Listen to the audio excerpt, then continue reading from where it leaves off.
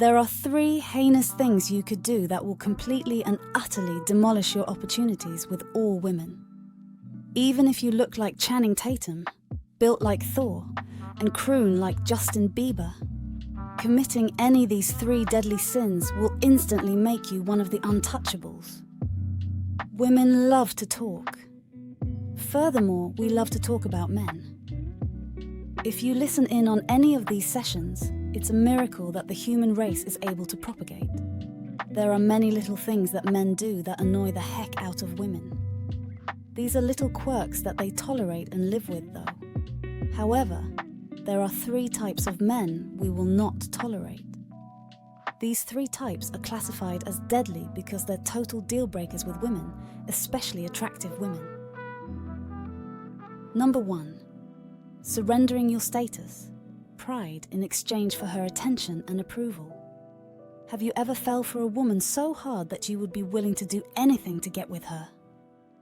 Including acting like someone you're not, or even worse, compromising your pride because she wants you to. You thought this would help increase your chances with her, or get her to like you a bit more. Nothing is further from the truth. Women, especially attractive women, that have lots of betas at her beck and call, will not appreciate your efforts to debase yourself to please her. She'll just take you for granted and expect you to continue to please her. Women absolutely despise it, either consciously or subconsciously, when a man does something to demonstrate that he'll give away his power and pride for her approval.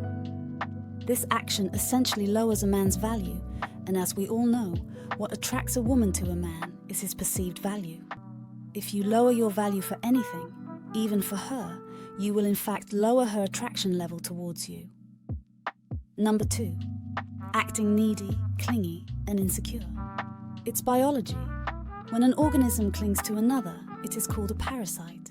The clingy is called the host, and the clinger is called a parasite. Naturally, this is not a mutually beneficial relationship, and the host rejects the parasite. The exact same thing occurs in the male-female interaction. If a man clings to a woman and acts needy, the woman will naturally reject that parasite. Have you ever had a woman cling to you?